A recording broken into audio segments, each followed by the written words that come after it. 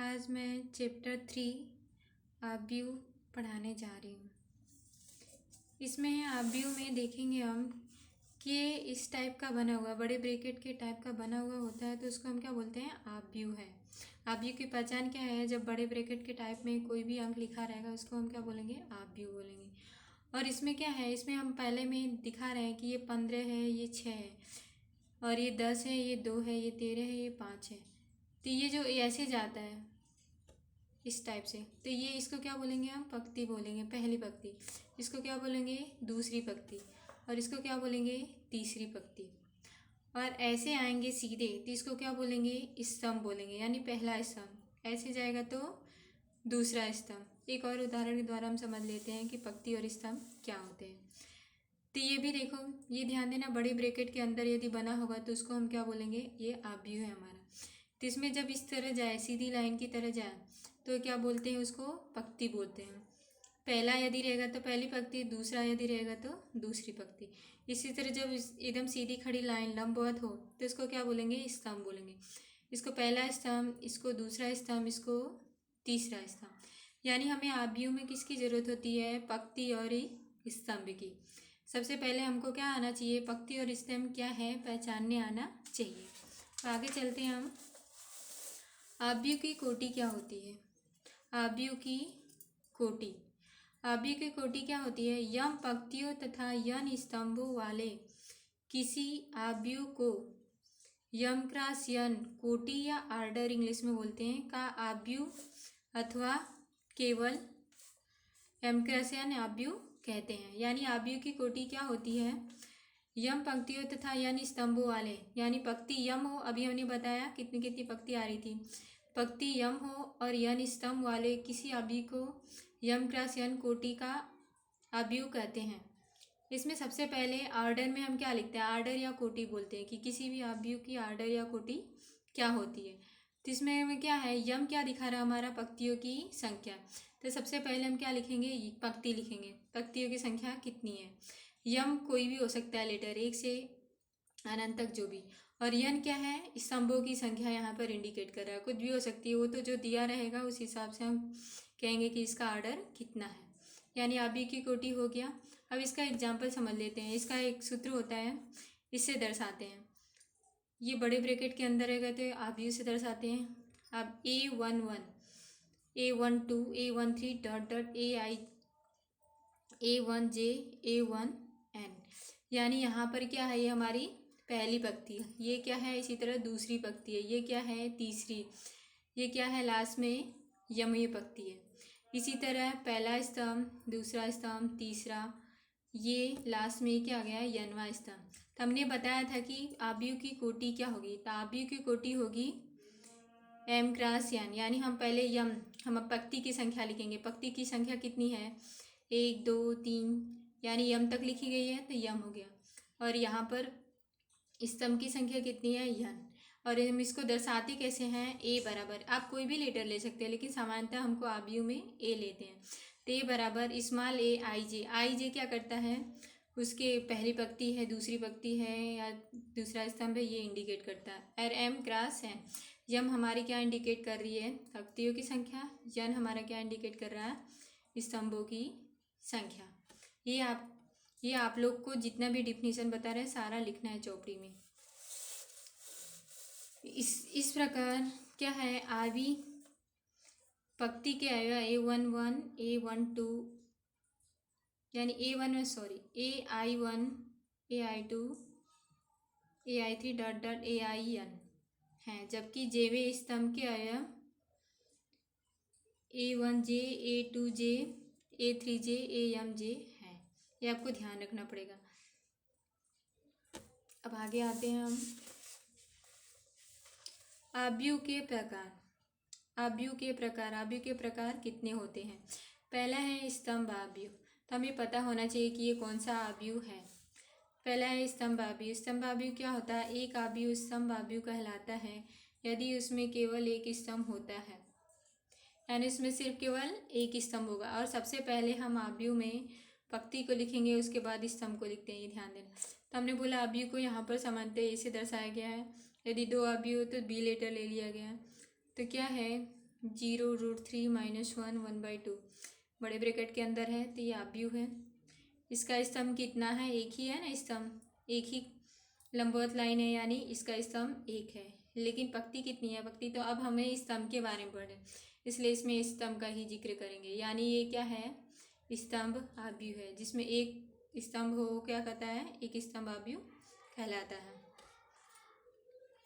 आगे चलते हैं पक्ति आव्यूह। पक्ति आव्यूह क्या है? एक आव्यूह पक्ति आव्यूह कहलाता है, उसमें केवल एक पक्ति होती है, यानी पक्ति सिर्फ एक होती है। इसको बी लेटर लिया, आप ए और बी कोई भी लेटर ले सकते हो।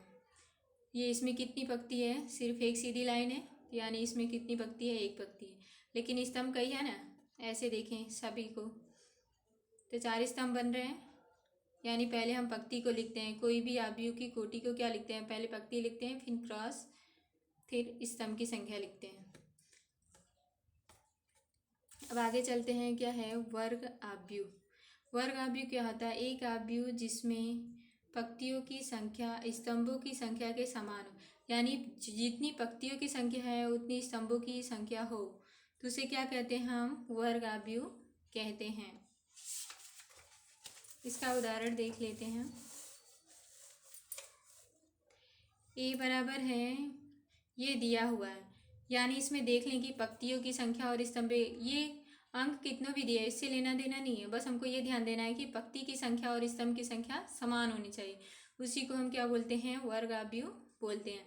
तो देखिए कितनी पंक्ति है, पहले पंक्ति देखते हैं, एक पंक्ति, 2 और 3, यानी पंक्तियों की संख्या इसमें 3 हो गई।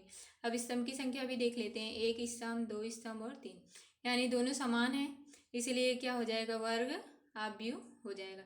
वर्ग आव्यूह को हम व्यापक रूप में कैसे इंडिकेट करते हैं? कैपिटल ए बराबर AIJ M क्रॉस M, यानी पंक्ति और स्तंभ की संख्या दोनों समान है, तो इसको क्या बोलेंगे? वर्ग आव्यूह। आगे चलते हैं हम विकर्ण आव्यूह। विकर्ण आव्यूह क्या होता है? एक वर्ग आव्यूह B बराबर BIJ M क्रॉस M। आप ए और बी, बी के जगह ए भी, ए के जगह बी कोई भी लेटर ले सकते हो, सामान्यतः ए या बी ही लिया गया, ठीक है। इसको विकर्ण आव्यूह कहलाता है। यदि विकर्ण के अतिरिक्त इसके अन्य सभी अवयव शून्य होते हैं, यानी विकर्ण में ही कोई अंक दिया रहेगा, बाकी क्या होंगे? शून्य होंगे। जैसे देखो ये क्या दिया है, ये बस विकर्ण में एक ही दिया है, बाकी अंक नहीं दिया है। इसी तरह दूसरा उदाहरण समझाया आपको, विकर्ण में दिया है, विकर्ण इसको बोलते हैं, बाकी अवयव क्या दिया है? शून्य दिया है। इसी तरह सी करके दिया है, इसमें विकर्ण दिया, बाकी अवयव क्या दिया है? शून्य दिया है। यानी विकर्ण आव्यूह कब कहलाता है? विकर्ण के अतिरिक्त और अन्य सभी अवयव क्या होते हैं? शून्य होते हैं, उसको क्या बोलते हैं? विकर्ण आव्यूह बोलते हैं। आगे चलते हैं हम अदिश आव्यूह। अदिश आव्यूह क्या होता है? एक विकर्ण आव्यूह अदिश आव्यूह कहलाता है यदि इसके विकर्ण के अवयव समान होते हैं, यानी इसके विकर्ण के अवयव समान होते हैं, यानी जो देखो एग्जाम्पल है, ये 3 है, एक ही विकर्ण दिया है, इसमें 2 विकर्ण है, -1 और -1, यानी दोनों क्या है? सेम है। विकर्ण के अवयव, ये विकर्ण इसको बोलते हैं, विकर्ण के अवयव दोनों सेम है, तो अदिश आव्यूह में क्या होना चाहिए? दोनों सेम होने चाहिए। और इसमें भी विकर्ण के अवयव सारे सेम है, √3, इसलिए ये क्या होगा? अदिश आव्यूह होगा। अब आगे चलते हैं हम तत्समक आव्यूह। एक वर्ग आव्यूह जिसके विकर्ण के सभी अवयव एक होते हैं, विकर्ण के सभी अवयव, यानी विकर्ण के बारे में बात हो रही है, तथा शेष अन्य सभी अवयव शून्य होते हैं, क्या कहलाता है? तत्समक आव्यूह कहलाता है। n कोटि के तत्समक आव्यूह को IN द्वारा निरूपित करते हैं। I का मतलब आइडेंटिटी मैट्रिक्स, तत्समक आव्यूह को आइडेंटिटी मैट्रिक्स भी बोलते हैं इंग्लिश में, तो इसको IN से भी दर्शाते हैं। तो क्या 1 है, यानी क्या दिया? सभी अवयव एक होते हैं, यानी एक एक है, इसमें भी देखो विकर्ण के सभी अवयव एक हैं, यानी ये क्या हो गया? तत्समक आव्यूह। इसको I से भी इंडिकेट कर सकते हैं, I बराबर इतना इतना इतना लिख सकते हैं, यानी तत्समक आव्यूह को हम I से इंडिकेट करते हैं। अगला है शून्य आव्यूह। शून्य आव्यूह क्या होता है? एक आव्यूह शून्य आव्यूह अथवा रिक्त आव्यूह कहलाता है यदि इसके सभी अवयव शून्य होते हैं, यानी इसके सारे अवयव शून्य होंगे, वो क्या कहलाएगा? शून्य आव्यूह कहलाता है। अब क्या है अगला, आव्यूहों की समानता, यानी आव्यूह दोनों कब समान होंगे इस स्थिति में। तो पहला कंडीशन है, पहले में दो आव्यूह ए बराबर ए आई जे ले लिया, एक बी बराबर बी आई जे समान कहलाते हैं। पहला है इसमें वे समान कोटियों के होते हैं, यानी उनकी कोटि समान हो, जितनी पंक्ति हो उतनी स्तंभ हो तो समान हो सकते हैं। बाकी दूसरा क्या है, ए का प्रत्येक अवयव बी के संगत अवयव के समान हो, अर्थात आई तथा जे के सभी मानों के लिए ए आई जे बराबर बी आई जे हो। जैसे ये जितनी पंक्ति है उतने स्तंभ है, ये दोनों सेम है यानी समान आव्यूह है। देखो यहाँ पर 2 है तो इसमें भी 2 दिया, यहाँ पर 3 है तो 3 दिया, 0 है तो 0, 1 है तो 1 दिया, यानी ये समान आव्यूह हो गया। और जिस अंक पर, यानी यहाँ पर 3 है तो यहाँ पर भी देखो, यहाँ पर 3 था तो यहाँ 3 होना चाहिए, तो यहाँ पर 3 है तो यहाँ 2 है, तो ये क्या होगा, समान आव्यूह नहीं होगा। और समान आव्यूह को हम प्रतिकारकों के ए बराबर बी भी लिखते